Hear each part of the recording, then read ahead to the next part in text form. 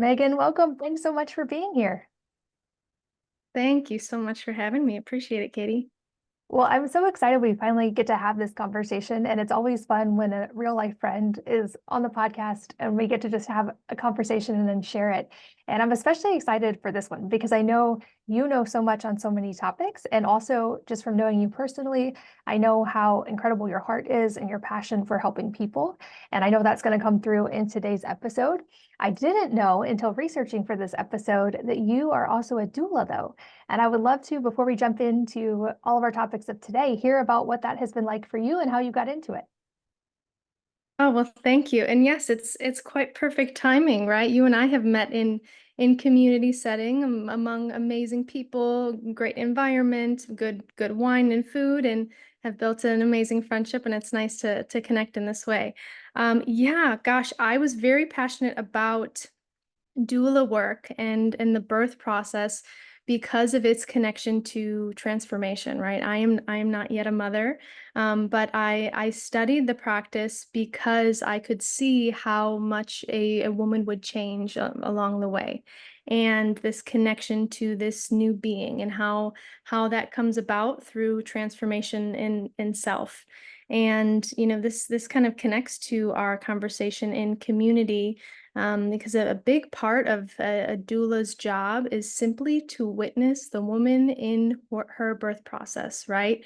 Witnessing her strength, witnessing her going through something very difficult, very hard, but being a support system for her and being there to cheer her on even after the baby is born. It's this, you are valued, you matter, and you did something that's quite remarkable. So that's been a big passion of mine, and I mostly do so with friends, right? So I haven't been a part of, tons of births, but they kind of come up with friends of mine, and I've, traveled to visit friends and help them along the way, and I've learned a lot about my own personal healing. I actually had quite a traumatic entrance into the world, and I was able to emotionally heal a lot of that just through being a part of other births. So that's been pretty special. That's so beautiful. And like you, I pretty much only am a doula for friends these days, just because of that. Most babies tend to come at night, and I have my own kids to take care of during the day. But I agree with you. There's such transformation in that experience, and it's always such a miracle to witness and an honor to get to be part of that energy. And you're right. I think it's the perfect springboard into talking about community because I know we've talked about this in person before a little bit, but I've noticed this, especially the last few years, how I feel like the technological world has connected us more digitally, but that we're less connected proximally. And when, people love to quote the Blue Zone studies and it's what you talk about if they drink wine or how much fish they eat or don't eat, or if they're vegetarian or how much sunshine they get. And I think all of those things can be important, but I think the pattern that really strongly emerges from Blue Zone data is that yes, they do those things, but they do them in community and with intentionality and in proximity of people they love. And I think that's something we're missing parts of in our modern world. I know you share kind of an outlook on this, but I would love if you could walk us into sort of a broad reasons for the importance of community, and then we'll go into how that ripples into areas of health and so much more. Yes, wonderful. And I'm glad you referenced the blue zones, because this is the thing we're all interested in, right? Being healthy, being vibrant. The American Journal of Public Health did a study on elders in later years. They're 70% less to experience cognitive decline when they're around people that they love, right? They're expressing what matters to them. They are connected, they have a reason to live longer. And similar to, in blue zones, sure, they drink their wine, and they might partake in activities that aren't stereotypically super healthy, yet it's all done in a community setting. And when you are sharing laughter and expression, and even being around others when someone is super vulnerable or going through a hard time, humans have what are called mirror neurons. So there's a test done, in the 90s with monkeys using electrodes to kind of understand when one monkey was to perform some task, the other one witnessing it, their brain lit up in almost exactly the same way. And we have these experiences, right? You see someone bite into a lemon and you're likely to salivate more. Or you see, a video or a movie that invokes emotion and you can tear up or cry, right? We can mirror what we're seeing, and a lot of this is for survival. It's for connection, this importance of seeing ourselves in one another. And you know the the word community originates from a Latin word communitas, which means like having in common, right? Shared in common. And there's nothing that we have in common more than all wanting to, again, be happy, be healthy, to be whole, to be fulfilled. And what's really interesting about this feeling of wholeness is that it's quite fleeting, right? We might have moments where everything in life is going really well, but it might not last very long, right? You might have a great relationship, but your job is struggling, vice versa. There's usually one element of life that um, unfortunately grabs most of our attention, and that's potentially in a negative way. But when we start to understand and kind of lean into the beauty of the imperfection of life, then we get to support one another. And our pain and our sorrow and even our joy and our accomplishments, they might have differences when it comes to details, but they're all the same, right? So if I'm going through a really hard time, I'm actually able to collect more data on how to move through that based on the people that I surround myself with, based on how a friend of mine worked through that similar circumstance, or based on how someone handled it and I might not have resonated with it, but it gave me data on how I want to move forward. And when we're able to surround ourselves, again, see the mirror of us in one another, we get to feel more of that wholeness more often. And the way in which this connects to health, how health and community are so intertwined. And we know this when we're just experiencing life, right? Whether you're out to dinner with friends or goodness, I'll have my Saturday mornings, I'll work at a coffee shop. I don't talk to anybody, but just being around people provides me with energy, right? There's an element of motivation through doing something around other people. Same thing at the gym, right? I can work out at home, but I'll tell you right now, my workouts are typically a lot stronger when I'm doing so in community. And if we can start to understand the connection of health with community, we get to be a little bit more intentional about it. And unfortunately, in many hospital settings or healing settings, the environment and the experience is not very welcoming, right? People are isolated, even sure some situations in infectious disease or, even in compromised immune systems, you need to be isolated, but there should be some type of element to allow people to feel more connected. And that's been a priority of mine in the last few years, particularly in my own healing journey. So many good points. And to your point, like we see data even that grandparents who live close to their grandkids tend to live longer because of all the things you just mentioned. And I think an important counterpoint before we really get into the specifics of the health side of this is kind of the distinction between loneliness and solitude, because we've seen the headlines in the last few years that loneliness can be worse than smoking, and that like this lack of community can be really actually damaging for our health. But I think it's really important to differentiate between loneliness in a negative context and choosing times of solitude, which can also be really restorative and important for a healing journey. So I would love to hear your thoughts on that, even just in understanding the difference and how to sort of prioritize when solitude's important. Yes, that's an amazing question. The juxtaposition of community really is important, and we're all inspired to be around others. But if we are constantly among a group of people, it's hard for us to understand who we are as an individual, separate from the other, right? And I actually just went through this phase personally where I've grown a lot. I've had external circumstances that have changed my life, and I have, elected to pull away from certain communities. And if you think about it, right, like are you the same person that you were maybe ten years ago?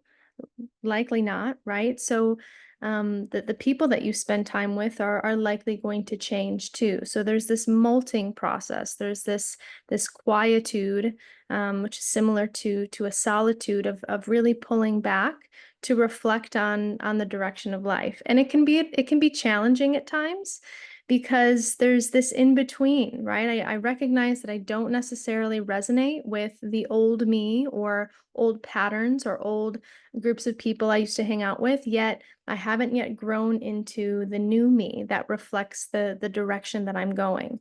And for those that are in that state, it's quite easy to get a little bit discouraged and feel what it's like to be lonely versus being in solitude. And during that time, it's important to connect to, whatever your spiritual circumstances, right? Whatever your spiritual connection is. And you can do that in community, right? Even like how I mentioned working at a coffee shop, right? I don't have to be connecting with people to feel connected. And just through this experience of understanding that one is changing, Lacey Phillips talks about this in To Be Magnetic. She's a founder of To Be Magnetic. She calls it, what does she call it? Magic dark, right? So you've passed all the tests, you're doing things on your own, yet you haven't quite seen the light at the end of the tunnel. But just knowing that that's coming is really, really important. The difference between loneliness and solitude is mostly emotionally based, right? So being alone, taking time to restore, right? Taking time to reflect, taking time to understand who you are underneath the surface is quite different than this feeling of, something's missing. I do feel lonely. And loneliness is quite common, right? It's rare for someone to go through life and not have a period of time where they feel lonely. Yet what's really nice is during that time you get to connect further with yourself. And in understanding yourself even more, even further, whatever happens internally is a direct reflection of what's happening externally. And in time, you will come into the right community and you'll have a really healthy balance of what it's like to be a part of community, in addition to, knowing when it's time to be alone. And it's a balance that ebbs and flows throughout life. And it's another thing that changes and can be fleeting, similar to the feeling of wholeness. That's so beautiful. And I know we're going to get to do another episode that really delves into also the kind of dovetailing of the nervous system side with this. And I know you've had a personal Hmm. experience with that, and I have too. But for the rest of this episode, I would really love to hone in on understanding that about community and balancing that with the need for intentional solitude. What do we know about how community can actually enhance the healing process, enhance different health modalities? I know just anecdotally, for instance, like we know the benefits of sauna, for instance, and how, if it were a pill, we would all take it. And the Finnish sauna studies are really astounding. And I almost always prefer to get in a sauna with people because it's so much harder alone. And so I know I get the benefits so much more strongly when I'm in community. But from a health perspective, especially for someone who is maybe working to a place of healing, what can we know about community that can help us along that process? Yeah, and the talking about sauna specifically, there are many people. I work at a wellness facility in South Austin, and we have a community sauna, and many people who are members have their own saunas and cold plunges at home, yet they elect to come in because of the shared experience, right? We're doing something hard together. And because of that, there's this common thread of an outcome for health and for wellness. And even in that environment, particularly, right? You're in a dark space, your body is sweating. Even emotionally, you start to kind of sweat or move feelings, and more expression starts to happen. And there's this magic in that environment to where the conversations that are had within a sauna are usually deeper and they're more vulnerable and they're more expressive than outside of the sauna. And, sweat baths and sweat lodges and steam rooms, they have been around for a very long time, since the 7th, 8th century. And they've all originated separately. But what's in common there is this is a shared space where people are focused on their own healing. They are healing spiritually, they're healing emotionally. And, even in Turkish houses and Russian banyas, a lot of times births would take place in those spaces. So definitely a reflection of this transformational element of purifying the soul, purifying the body, and stepping into a new self, which is truly remarkable.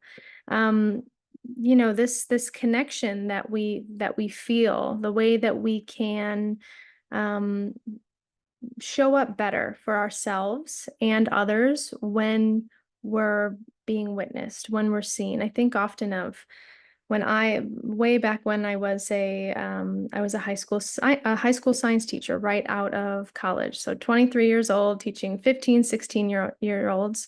And I was, nervous and I felt very vulnerable. Yet the vulnerability is actually what helped me become a better teacher, because I didn't show up with a sense of knowing. It was more of a, we're all going to express and we're all going to discover together. And I was lucky to learn from some of the best in a pedagogy called modeling, which is an inquiry-based learning style. So instead of focusing on the outcome, all the focus was on the question, asking more questions, setting up experiments where there was no end goal. And I got to watch all of these communities form within each classroom. So you'd have, 6 or 7 different lab stations, and each group of 5 or 6 people would form their own community. And you start to see with one experiment, you'd have, 2 that stood up more as the leaders because they felt more confident in that type of expression, and that would change in the next experiment. You'd get to see how communication would form. It was much more than just the material that was being taught. It was about them connecting to one another.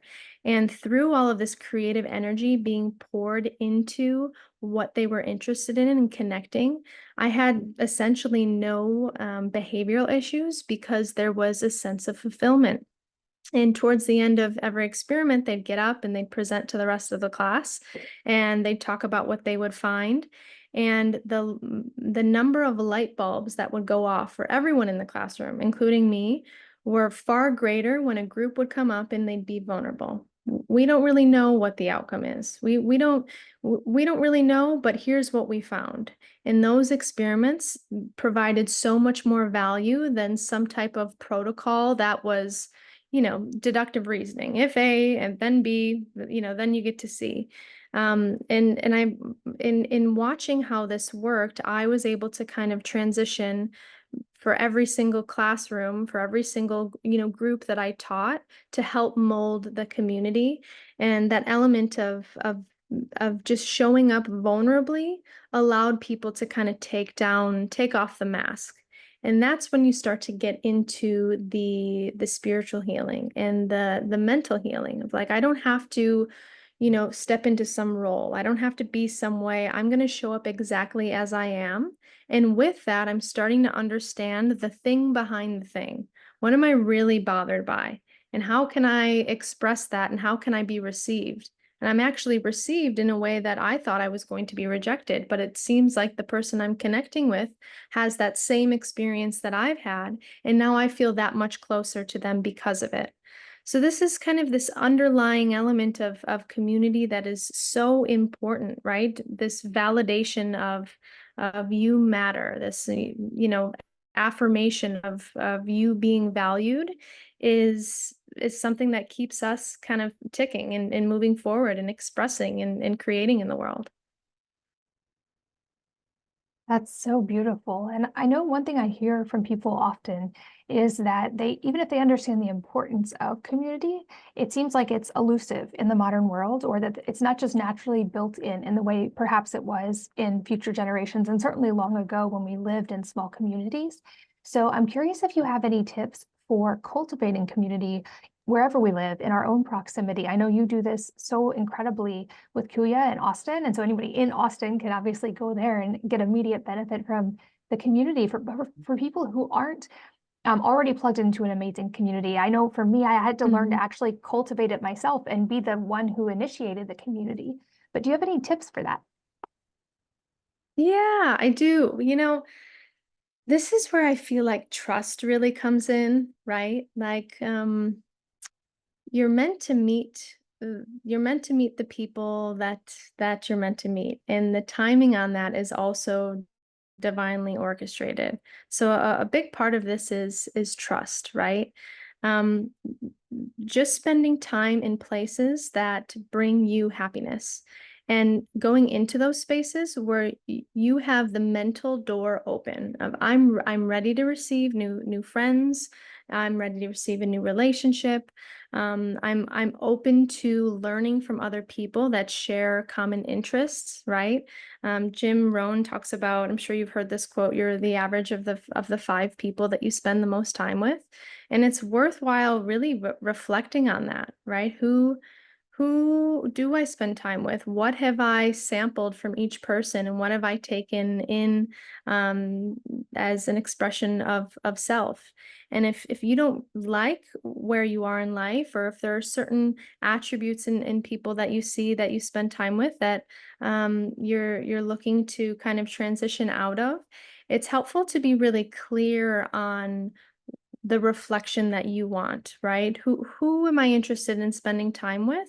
And what does that look like for me? And how can I put myself in environments where I will see that, right? Of course, there's centers all over that have various community events and such, but if you're feeling really inspired to connect with new people, chances are everyone that you're around also has that inspiration and is yearning for that. We all yearn for that in one way or another. And as you said too, Katie, you've had to kind of create that on your own. And it doesn't have to be this, whole song and dance. It doesn't have to be this curated event, right? It can be something as simple as connecting in a third space, not home, not work, but somewhere new, a new environment, a relaxing environment, right? We'll talk about the nervous system soon, but our external environment, where we step into, has a huge effect on what's happening internally, and connecting with people in that way in a new space, and leaving it open to who shows up, right? Um, you know, it doesn't have to be, okay, if I want to meet community, it doesn't mean I have to show up with people somewhere. It can be something as simple as going to the gym, trying out a new workout class, and being open to connecting with new people. And chances are it will be certainly received by those that you do want to connect with. That's such a good point. And jokingly, I think when you talk about that quote about you are the kind of the average of the five people you spend the most time with, I jokingly attribute my low biological age to that because the people I spend the most time with are all under 18 right now. But jokes aside, I think to your point, it's really important to realize like we're aware that we create our environment and how we set up our homes and our lifestyles. But I think we talk less about the reality that our environment also shapes us. And so anytime we Hmm. can be aware of that, it's actually a really impactful needle mover to address in our lives and can be so beneficial when we're just a little bit more conscious and aware of how we create our environment and how we interact with that in our community. So you've made so many incredible points in this episode. I will be so excited for our next conversation that will also go deep on the topic of nervous system health. But for this episode, Megan, thank you so much for all that you shared, for your time, for your wisdom, and for being here. Thank you so much, Katie. And thank you for listening. And I hope you will join me again on the next episode of the Wellness Mama podcast.